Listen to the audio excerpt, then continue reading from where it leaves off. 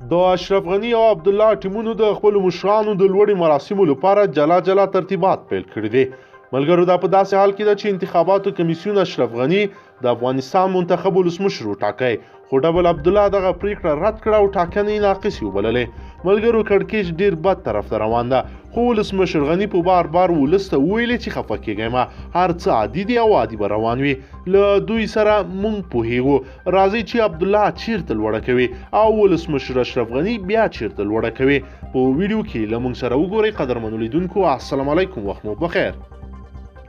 ملګرو قصه ګونګه ښکاري او امریکا استازی زلمی خلیلزاد هڅه کوي چې د جان کیری رول بیا ولوبوي او حکومت شریک کړي، خو ولسمشر اشرف غني دا ځل ډیر قاطع ښکاري او دا یوه خبره بار بار کوي چې ما ته خلکو په دا یو شي رایه راکړې چې اجرایي ریاست به نور نه وي، او زه هیڅکله تیار نه یم چې داسې یو ورته کار بیا ځلې تکرار کړم او د ولس باور بیا مات کړم.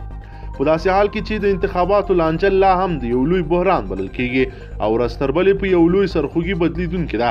تازه د ګلخانۍ او سپیدار ماڼیو د خپلو مشرانو د لوړې مراسمو ته ځانګړي موازي ترتیبات نیولي دي.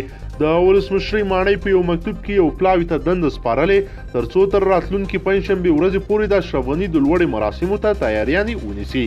په هممهاله توګه د ثبات او همپالنې ټاکنډلې لوړپوړي غړی فضل احمد مانوي بیا اریانا نیوز ته ویلي دی چې د دوی ټیم هم یو کمیسیون ته دنده سپارلې تر څو د ډاکټر عبدالله د لوړې د مراسمو ترسره کولو څرنګوالی مشخص کړي.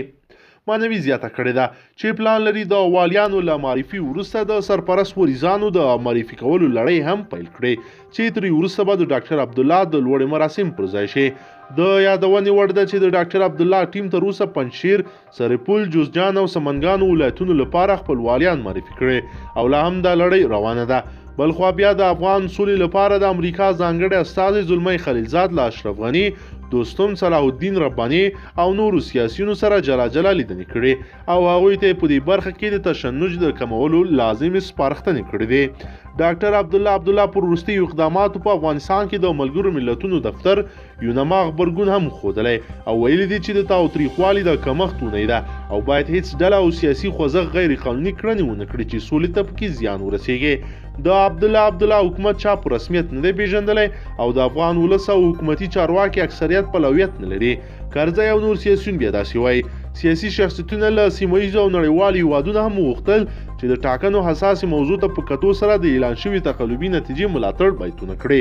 احزابو د سولې لپاره پر ګډ انسجام ټینګار کړی او د یوې اونۍ لپاره د جګړو د کموالي او توافق په هکله د طالبانو او امریکا له پریکړې ملاتړ کړی.